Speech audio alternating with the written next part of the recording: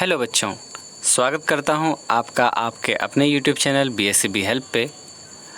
आज हम लोग आपके सिलेबस के ग्रामर को करने जा रहे हैं और उम्मीद है आपको ये वीडियो ज़रूर पसंद आएगी। अगर आप इस चैनल पर नए हैं तो पहले चैनल को सब्सक्राइब ज़रूर कर लें और साथ ही साथ बेल आइकन को दबा लें। वीडियो पसंद आए तो लाइक ज़रूर कीजिएगा और अपने दोस्तों के साथ इसे शेयर ज़रूर कीजिएगा। आज हम लोग ग्रामर को शुरू करने जा रहे हैं, जो कि अंग्रेज़ी ग्रामर का एक स्टार्टिंग लेसन होगा और इसके बाद से हम लोग इसकी गहराई में पहुंचेंगे। सबसे पहले ग्रामर क्या है और क्यों पढ़ा जाता है, ये जानना बहुत आवश्यक है। जैसा कि आप यहाँ पर ग्रामर की परिभाषा देख पा रहे हैं, grammar is the science which describes and deals with the rules of a particular language। Grammar अर्थात व्याकरण एक विज्ञान, मान लीजिए इसे विज्ञान ही है ये एक, जो कि व्याख्या करती है और वर्णन भी करती है किसी भाषा विशेष के गुणों को, उसके नियमों को। किसी भाषा में कौन कौन से नियम फॉलो किए जाएंगे, किन किन नियमों का पालन करके हम उसे शुद्ध बोल सकते हैं, लिख सकते हैं, उसके बारे में ही व्याकरण हमें बताता है। It lays down the rules of a language for changing the forms of word and combining them into a sentence. साथ ही साथ ये बहुत सारे नियम ऐसे बताता है जो भाषा के शब्दों को बदलने के लिए, भाषा के शब्दों के रूपों को, जैसे संस्कृत में आप शब्द रूप पढ़ते हैं, उसी प्रकार अंग्रेज़ी में भी शब्दों के अलग अलग रूप होते हैं, उसे बदलने के लिए और साथ ही साथ उन्हें समाहित करके, उन्हें एक ही रूप में बदल करके एक वाक्य में पिरोने के लिए काम आता है। A thorough knowledge of a grammar is essential for writing and speaking a language correctly. Grammar का ही मतलब व्याकरण का ही संपूर्ण ज्ञान ये बहुत ही ज़रूरी है किसी भाषा को लिखने के लिए और उसे बोलने के लिए। शुद्ध मतलब शुद्ध लिखने और बोलने के लिए ग्रामर बहुत ज़रूरी हो जाता है। तो ये बातें थी ग्रामर के बारे में। तो आप जानते हैं कि ग्रामर में शब्दों की बहुत ज़्यादा भूमिका होती है। तो सबसे पहले शब्दों से मिलकर बनता है वाक्य। वाक्य को पढ़ते हैं कि कितने तरह के वाक्य होते हैं। इसे जानने के बाद ही हम लोग अलग अलग तरह के वाक्यों को जान पाएंगे, वाक्यों को समझ पाएंगे, पहचान पाएंगे। और फिर टेंस जब हम पढ़ेंगे, इसके बाद मैं टेंस पढ़ाऊंगा आपको, तो जब टेंस पढ़ेंगे तो उसमें हम ये जानेंगे कि अलग अलग वाक्यों को पहचान कर उसका अनुवाद कैसे किया जाता है। तो सेंटेंस की यहाँ बात कर रहे हैं कि we need words to express what we have in mind so that other may understand us. हमें शब्दों की आवश्यकता पड़ती है उस बात को व्यक्त करने के लिए दूसरों के सामने जो हमारे दिमाग में चल रहे हैं। ठीक है, हमारे दिमाग में चल रही बातों को दूसरों के सामने व्यक्त करने के लिए हमें शब्दों की आवश्यकता पड़ती है। But words are not enough, लेकिन शब्द पर्याप्त नहीं हैं। Words have to be put in a definite order so that they make sense. शब्दों को एक निश्चित क्रम में सजाया जाना चाहिए, एक निश्चित नियम के तहत रखा जाना चाहिए, उसका प्रयोग किया जाना चाहिए, जिससे कि वो एक अर्थपूर्ण वाक्य का निर्माण करें। मतलब वाक्यों का अर्थ भी निकलता हो, तभी जो है वो वाक्य कहे जाएंगे, नहीं तो वो एक गलत वाक्य होगा।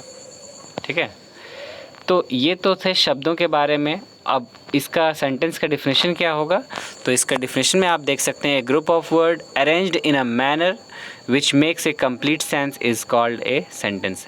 शब्दों का एक ऐसा समूह जो इस क्रम में सजाया गया हो, जो अपने आप में एक पूरा अर्थ रखता हो, उसे ही हम वाक्य कहते हैं। ठीक है, एक बार फिर से मैं दोहरा दूं कि शब्दों का वैसा समूह जिसे इस क्रम में सजाया गया हो, जो अपने आप में पूरा अर्थ रखते हों, मतलब अर्थपूर्ण वाक्य बनाते हों, उसे ही हम वाक्य कहते हैं। ठीक है, based on meaning and sense, मतलब अर्थ के आधार पर और भावों के आधार पर the sentence can be classified as, तो वाक्य को अलग अलग भागों में बांटा जा सकता है, मतलब अलग अलग प्रकार के वाक्य हम पढ़ते हैं। यहाँ पर हम 4 प्रकार के वाक्य पढ़ने जा रहे हैं, जिसके अंतर्गत भी बहुत सारे वाक्य आएंगे, तो आप इसे देखें। पहला है असर्टिव और डिक्लेरेटिव सेंटेंस। असर्टिव का अर्थ हो गया जो कि निश्चित है, ठीक है। डिक्लेरेटिव मतलब जो किसी चीज़ को डिक्लेयर करता है, अर्थात किसी बात को सुस्पष्ट रूप से किसी के सामने रखता है। तो इसमें देखें क्या है इसकी परिभाषा। इसमें है ए सेंटेंस विच मेक्स ए स्टेटमेंट और एजर्शन। एक ऐसा वाक्य जो कोई कथन कहता है, ठीक है। एक ऐसा वाक्य जिससे कोई किसी कथन के कहने का अर्थ स्पष्ट होता है, इज़ कॉल्ड ए डिक्लेरेटिव और असर्टिव सेंटेंस। ऐसे ही वाक्य को हम डिक्लेरेटिव या असर्टिव सेंटेंस कहेंगे, ठीक है। इट सिंपली अफर्म्स और डिनाइज समथिंग। इस तरह के वाक्य में ही किसी चीज़ के लिए कहा जाता है कि कोई चीज़ हो रही है या फिर कोई चीज़ नहीं हो रही है, ठीक है। जैसे अगर हम कहें कि बच्चे नहीं खेल रहे हैं, सूर्य उग रहा है, तो ये सब वाक्य जो है मतलब एक में हाँ है, एक में नहीं है, तो ये दोनों जो है असर्टिव सेंटेंस में ही आते हैं, ठीक है। मतलब हाँ हो या ना हो कोई बात नहीं है, इसमें कोई फ़र्क नहीं है, लेकिन ये दोनों असर्टिव में ही आते हैं। मतलब यहाँ पर सिर्फ एक कथन को कहा जा रहा है, जैसा कि आप पहला लाइन देख रहे हैं कि ए सेंटेंस विच मेक्स ए स्टेटमेंट। एक ऐसा वाक्य जो एक कथन को कहता है, ठीक है। वो हाँ में हो या ना में हो, इसमें कोई फ़र्क नहीं है। तो जो हाँ में है मतलब जो अफर्म करता है, या जो डिनाई करता है मतलब मना करता है। तो बेस्ड ऑन दिस, इसी आधार पर it is further divided into 2 types. इसे 2 भागों में बांटा गया। तो अफर्म वाला पहले अफर्मेटिव सेंटेंस कहलाएगा, है ना, जिसमें हामी भरी जाती है, जिसमें कहीं भी नकारात्मक शब्दों का प्रयोग नहीं होता है, उसे अफर्मेटिव कहा जाएगा। तो ए सेंटेंस विच अफर्म्स और मेक्स ए पॉजिटिव स्टेटमेंट। एक ऐसा वाक्य जो कि किसी चीज़ के होने की हामी भरता हो, उस या फिर जो है एक क्या बोलते हैं सकारात्मक, पॉजिटिव, ठीक है। मतलब कि आप कह सकते हैं कि पॉजिटिव मतलब कि जिसमें कोई नेगेटिव शब्द ना हो, नकारात्मक शब्द ना हो। पॉजिटिव मतलब सकारात्मक शब्दों का प्रयोग किया जा रहा हो, ठीक है, जिसमें मनाही का अर्थ ना हो। तो ऐसे वाक्य को अफर्मेटिव सेंटेंस कहेंगे। जैसे आप उदाहरण देख सकते हैं, the earth revolves around the sun. पृथ्वी सूर्य के चारों ओर घूमती है। She helps her mother. वो अपनी माँ की मदद करती है, ठीक है। तो ऐसे वाक्यों में आप देख रहे हैं कहीं भी नहीं का प्रयोग नहीं किया जाता है, मतलब इसमें हामी की बात की जाती है, ठीक है। ये कहलाता है अफर्मेटिव, जिसमें हाँ की बात हो, और जिसमें ना की बात हो उसको कहेंगे निगेटिव सेंटेंस। ए सेंटेंस विच डिनाइज और मेक्स ए निगेटिव स्टेटमेंट। एक ऐसा सेंटेंस, एक ऐसा वाक्य जो कि मना करता है किसी काम को लेकर के, या फिर जो है एक नकारात्मक कथन प्रस्तुत करता है, उसे हम निगेटिव सेंटेंस कहेंगे, ठीक है। जैसे कि आई डोंट लाइक हिम। मैं उसे पसंद नहीं करता हूँ। तो यहाँ नहीं की बात आ गई, है ना। देख रहे हैं आप वाक्य में नहीं का प्रयोग है। या फिर आप कह सकते हैं कि they are not helping the poor. वो गरीबों की सहायता नहीं कर रहे हैं। तो ऐसे वाक्यों में आप हर जगह नहीं का प्रयोग देखेंगे, और ये निगेटिव सेंटेंस कहा जाता है। एक चीज़ बच्चों ध्यान रखेंगे कि नॉट का प्रयोग, वाक्य में ये जो निगेटिविटी का प्रयोग होता है, नॉट का प्रयोग हमेशा किसी न किसी सहायक क्रिया के साथ ही किया जाएगा। मतलब उस सहायक क्रिया उसके तुरंत बाद नॉट का प्रयोग आप कर सकते हैं वाक्य में। मतलब नॉट के प्रयोग के लिए सहायक क्रिया होना अति आवश्यक है, बिना उसके नॉट का प्रयोग नहीं हो सकता है। इसे आप नोट में चाहें तो लिख सकते हैं अलग से। तो पहला सेंटेंस जो था आपका असर्टिव सेंटेंस था या डिक्लेरेटिव। दूसरा है इम्परेटिव सेंटेंस, ठीक है। इम्परेटिव को हिंदी में कहते हैं आज्ञा सूचक वाक्य। तो ये सिर्फ आज्ञा नहीं है, ये कहने के लिए इसका नाम है आज्ञा सूचक, लेकिन ये बहुत सारे अर्थों को अपने अंदर रखता है। जैसे कि आप देखें, a sentence which expresses a command, order, advice, suggestion, request, warning, curse, blessing, pray, wish, etc। तो इतने सारे भाव हैं इम्परेटिव सेंटेंस में। मतलब कि जिसमें आप आदेश की बात करते हैं, निर्देश की बात करते हैं, सलाह की बात करें, सुझाव की बात करें, किसी से किसी बात को लेकर के प्रार्थना की बात करें, किसी को किसी चीज़ की चेतावनी दें, श्राप दें, आशीर्वाद दें, प्रार्थना करें, या फिर जो है इच्छा जताएं। ऐसे सारे वाक्यों को हम इम्परेटिव सेंटेंस के अंदर पढ़ते हैं। मतलब इम्परेटिव में इन तरह के भावों को रखा जाएगा। जिस वाक्य में इस तरह के भाव आएंगे वो सब इम्परेटिव सेंटेंस के अंतर्गत गिने जाएंगे। ठीक है,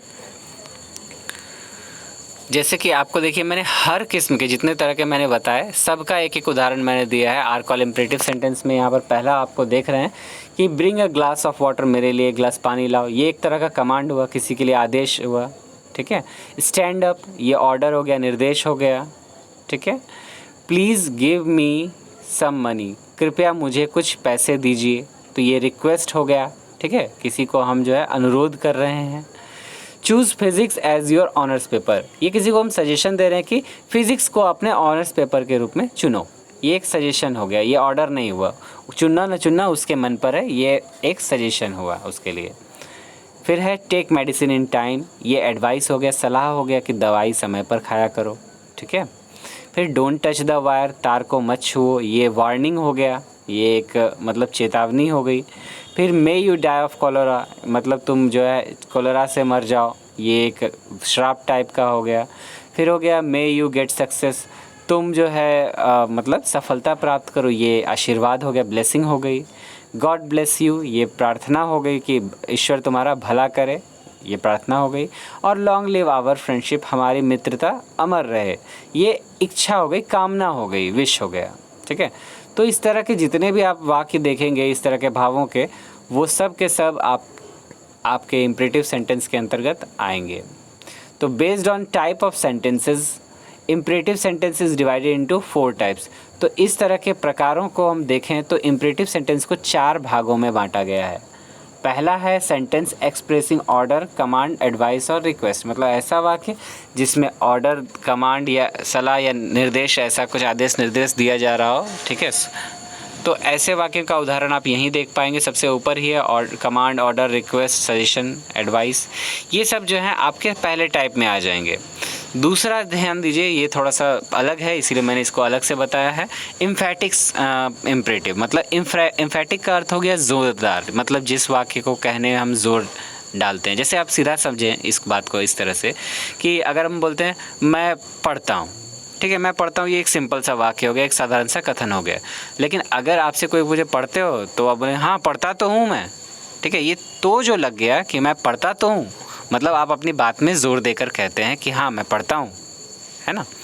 तो ऐसे में जो ये अलग से ज़ोर देकर कहा जाता है, इसी को एम्फेसाइज करना कहते हैं, ज़ोर देना कहते हैं।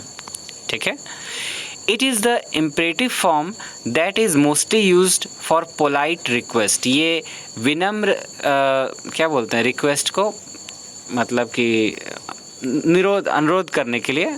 ठीक है, अनुरोध करने के लिए, एकदम विनम्रता से अनुरोध करने के लिए आप इसका यूज़ कर सकते हैं इस तरह के सेंटेंस का। And to emphasise on the verb, और क्रिया पर बल देने के लिए भी आप इसका प्रयोग करते हैं। वी यूज़ डू या अदर फॉर्म्स ऑफ डू, जिसमें डज, डिड आता है, हम लोग इनका प्रयोग करते हैं एम्फेटिक बनाने के लिए। टू एक्सप्रेस आवर फीलिंग, अपने विचारों को व्यक्त करने के लिए हम लोग इन शब्दों का प्रयोग करते हैं। मतलब वाक्य तो सिंपल ही रहेंगे, लेकिन उसमें डू, डज या डिड लग गया तो ये अलग अलग टेंस में प्रयोग होता है, और इस हिसाब से हम लोग एम्फेटिक इम्परेटिव वाक्य बनाते हैं। जैसे उदाहरण में मैंने यहाँ लिखा हुआ है, आप देख सकते हैं, उदाहरण को समझ सकते हैं यहाँ से कि do have a cup of T, एक कप चाय ज़रूर पीजिए। ठीक है, यहाँ पर हमने जो कहा है एक कप चाय ज़रूर पीजिए, तो यहाँ पर जो है उस बात पर हमने जोर दिया एक पोलाइटनेस के रूप में। मैंने कहा ना पोलाइट रिक्वेस्ट, ठीक है, मतलब विनम्रता से हम किसी से अनुरोध करते हैं, तो ये आ गया। फिर डू कम टुमारो, कल ज़रूर आओ, तो ये भी हमने जो है एक पोलाइट रिक्वेस्ट ही है, तो इस तरह से आप कह सकते हैं।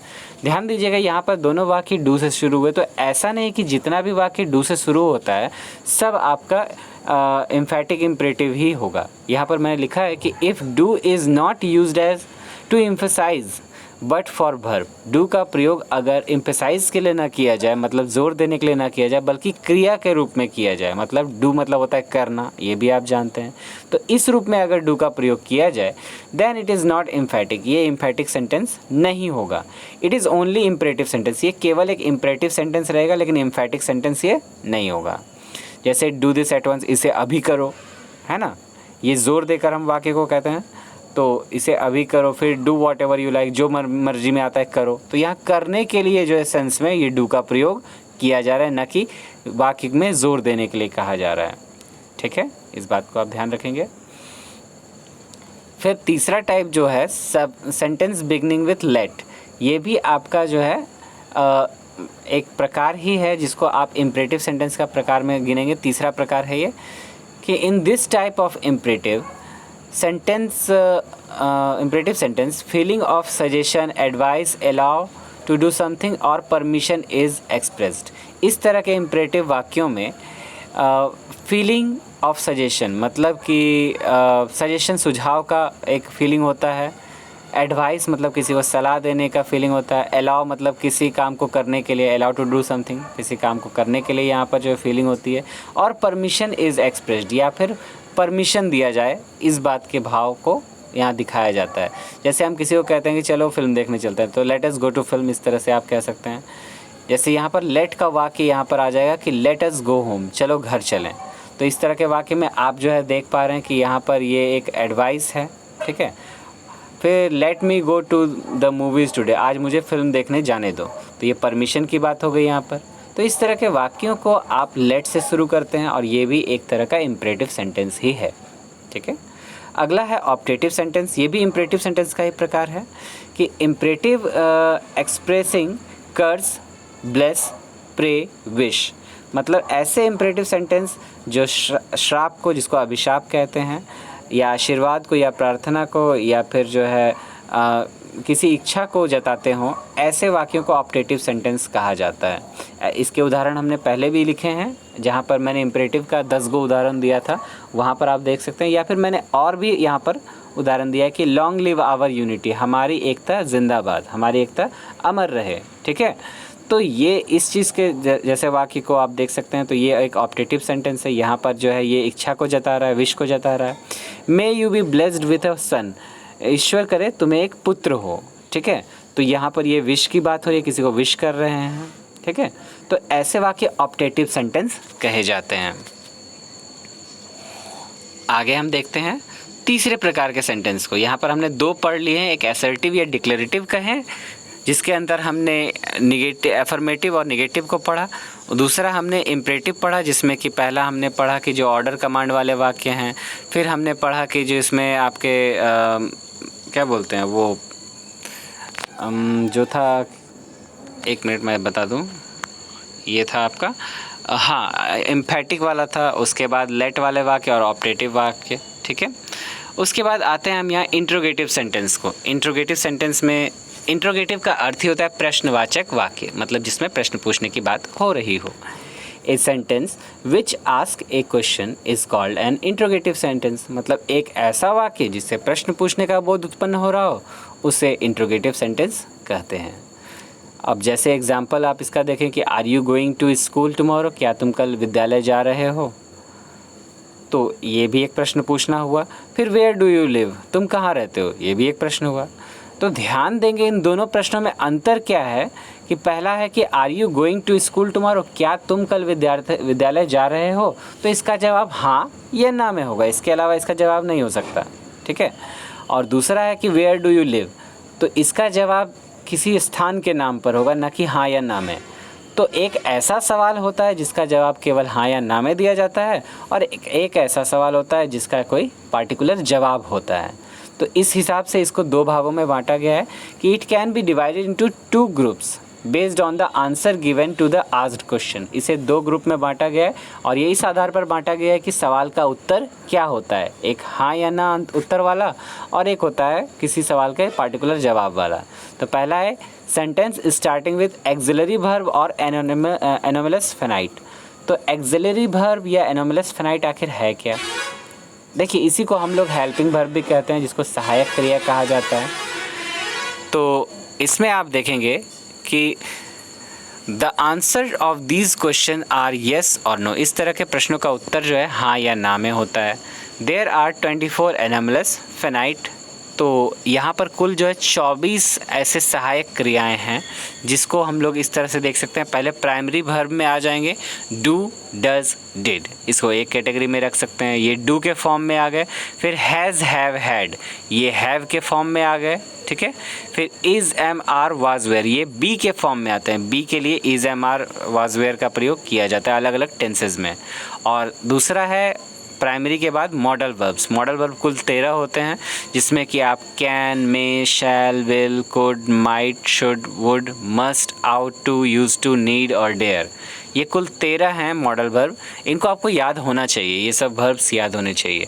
तो इनको आप ध्यान रखेंगे कि इस तरह के शब्दों का प्रयोग जो है वैसे वाक्यों में किया जाता है जिसमें कि आप हाँ या ना में उत्तर देते हैं। जैसे कि अगर मान लीजिए मैं आपसे प्रश्न पूछता हूँ, क्या तुम इसे उठा सकते हो, कैन यू लिफ्ट इट, है ना, तो कैन से शुरू हुआ तो ये एक मॉडल वर्ब में आ गया। फिर अगर हम पूछते हैं कि क्या तुमने ताजमहल देखा है, हैव यू सीन ताजमहल, तो ये हैव से शुरू होता है, हाँ या ना में इसका भी उत्तर होगा, है ना। तो ऐसे वाक्य जो है ये आपके इसी कैटेगरी में आते हैं जो कि एनामलस फेनाइट से या एक्सिलरी वर्ब से शुरू होते हैं। दूसरा आपका इसका उदाहरण पहले आप देख लें कि will you give me your car, क्या तुम मुझे अपनी गाड़ी दोगे, है ना। तो इस तरह के वाक्य में आप देख रहे हैं इसका जवाब हाँ या ना में होगा, दोगे कि नहीं दोगे, सीधी बात है। फिर इज़ ही हेल्पिंग यू, क्या वह तुम्हारी मदद कर रहा है, तो इसमें भी हाँ या ना में उत्तर, हाँ कर रहा है, नहीं कर रहा है, बस यही ना। दूसरा टाइप जो है इसका sentence starting with question word, वाक्य जो कि प्रश्नवाचक शब्दों से शुरू होते हैं। तो the answer of this type of question based on question, तो इस तरह के प्रश्नों का उत्तर प्रश्न पर ही आधारित होता है, मतलब प्रश्न जैसा होगा उसी हिसाब से उत्तर होगा। सबसे पहले यहाँ पर क्वेश्चन वर्ड, यहाँ मैंने लिखा है sentence starting with question word, तो क्वेश्चन वर्ड है क्या, तो यहाँ पर मैंने कुछ क्वेश्चन वर्ड लिखे हैं जिसमें कि आप समझ सकते हैं ऐसे ही जो भी वाक्य होंगे वो आएंगे। जिसमें कि आप देख पा रहे हैं कि वाट है, वाट मतलब क्या, वाई मतलब क्यों, हाउ मतलब कितना कैसे, व्हेन मतलब कब, हाउ मच मतलब कितना, हाउ मैनी मतलब भी कितना। हाउ मच जो है हम लोग उस सेंस में यूज़ करते हैं जब हम जिसका नाप तोल रहे हैं वो नापने तोलने वाली चीज़ें, मतलब जिसकी गिनती नहीं की जा सकती है, ठीक है, तो हाउ मच। और अगर हम उसकी गिनती कर सकते हैं तो हाउ मैनी, मतलब वो हो जाता है आपका अनकाउंटेबल नाउन के लिए, और ये यूज़ होगा हाउ मैनी काउंटेबल नाउन के लिए जिसकी गिनती की जा सकती है।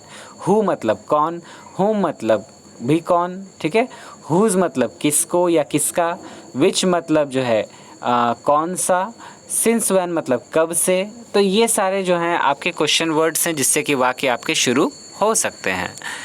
जैसे आप उदाहरण में देखें कि how many boys will be punished, कितने लड़कों को दंडित किया जाएगा, ठीक है। हाउ मैनी बॉयज़ मतलब यहाँ बॉयज़ की संख्या तो गिनी जा सकती है ना, इसीलिए हाउ मैनी का प्रयोग किया गया है। तो कितने लड़कों को दंडित किया जाएगा। फिर है who wrote the Ramayana, Ramayana किसने लिखी, ठीक है। तो यहाँ आप देख पा रहे हैं कि आप यहाँ पर सहायक सबसे पहले जो है क्वेश्चन मार्क को यूज़ किया गया, क्वेश्चन शब्द को यूज़ किया गया है। फिर है whom do you like most, तुम किसे ज़्यादा पसंद करते हो। और फिर है विच बॉय बीट यू, किस लड़के ने तुम्हें मारा। तो इस तरह के जो भी इंट्रोगेटिव, सीधा समझिए इंट्रोगेटिव सेंटेंस में आपके जो भी वाक्य होंगे वो प्रश्नवाचक शब्दों से समाप्त होंगे, लास्ट में प्रश्नवाचक चिन्ह होगा। और साथ ही साथ मैंने दो प्रकार बताए, एक जो एनोमलस फाइनाइट या फिर हेल्पिंग वर्ब कह लें या एक्सिलरी वर्ब कह लें उससे शुरू होता है, और एक आपका ये क्वेश्चन वर्ड से शुरू होता है। तो इस तरह के दो टाइप में इसको भी डिवाइड किया गया है। लास्ट टाइप का जो सेंटेंस है वो है एक्सक्लामेटरी सेंटेंस। एक्सक्लामेटरी सेंटेंस अर्थात विस्मयादि बोधक वाक्य, ठीक है, जिसमें विस्मय का अर्थ उत्पन्न होता है। विस्मय का अर्थ हो गया अचानक से किसी बात का झटका लगना। जैसे कि अगर मान लीजिए कि आपका दोस्त आकर आपको कहता है कि मैं मैट्रिक में जो है बिहार टॉपर हो गया, तो आप बोलेंगे वाह। ये जो वाह आपके मुंह से निकला ये एक विस्मय का मतलब ये अचानक से आने वाला भाव था, जो कि आपने कहा कि वाह गजब कर दिए, है ना।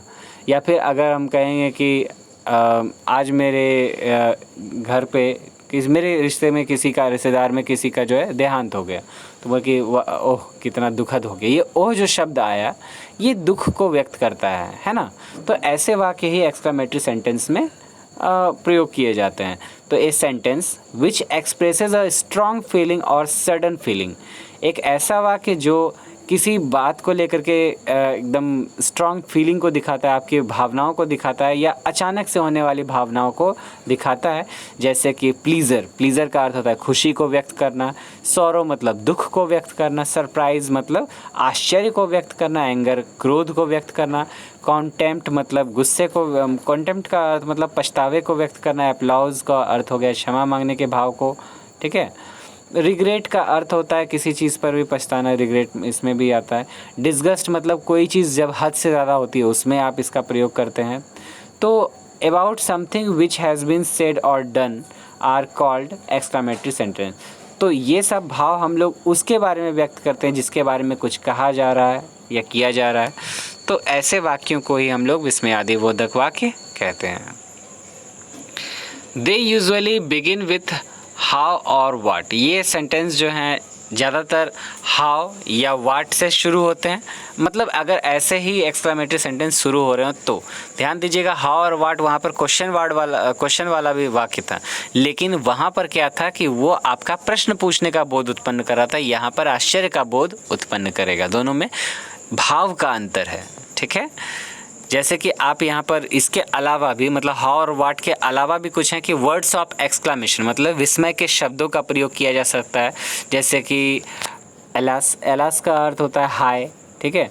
हुर्रे मतलब कि जो है वाह, ओह मतलब किसी में अफसोस जताने के लिए प्रयोग किया जाता है। हेलो का मतलब जो है किसी का अभिवादन करने के लिए। फाय का अर्थ होता है छी छी, ठीक है। ब्रावो मतलब शाबाश, है ना। तो ऐसे शब्दों का जब प्रयोग किया जाता है तो ये सारे शब्द जो हैं आपके किसी विस्मय को दिखाते हैं, किसी अचानक से आने वाले भाव को दिखाते हैं। And ends with an exclamatory sign, और ये वाक्य एक विस्मयादिबोधक चिन्ह के द्वारा ही समाप्त होते हैं, अंत में विस्मयादिबोधक चिन्ह लगता है। The verb is often omitted, मतलब इसमें ज़्यादातर क्रियाओं का प्रयोग इन वाक्यों में नहीं किया जाता। जैसे आप यहाँ उदाहरण देखेंगे तो what a beautiful girl she is, कि कितनी सुंदर लड़की है वह, ठीक है। तो ये पूछ नहीं रहे कि कितनी सुंदर है, हम यहाँ उसको देख कर ये कहते हैं कितनी सुंदर लड़की है ना। यहाँ प्रश्न नहीं पूछा जा रहा है बल्कि एक आश्चर्य का भाव। इसका अर्थ यह है कि वो लड़की बहुत ही सुंदर है।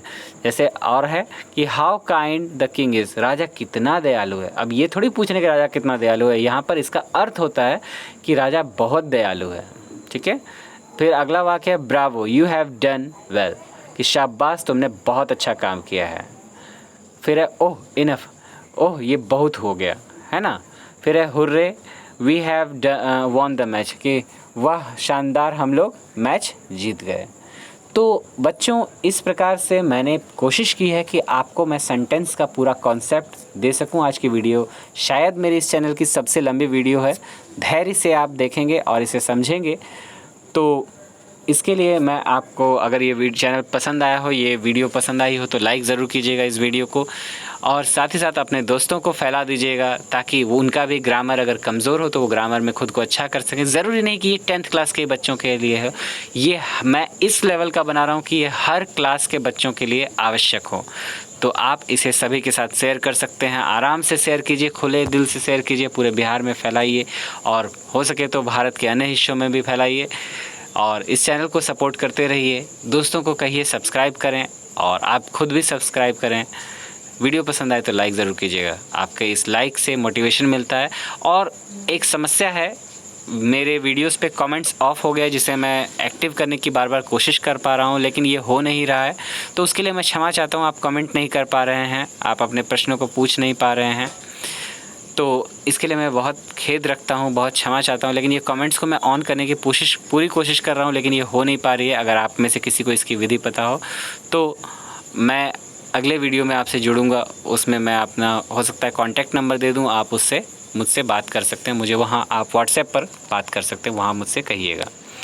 फ़िलहाल के लिए आप अपना ख्याल रखें, पढ़ाई को सुचारू रूप से जारी रखें और पढ़ते रहें मन लगाकर। मैं इसी प्रकार से आपकी सहायता करता रहूँगा। तब तक के लिए आप अपना ख्याल रखें। धन्यवाद।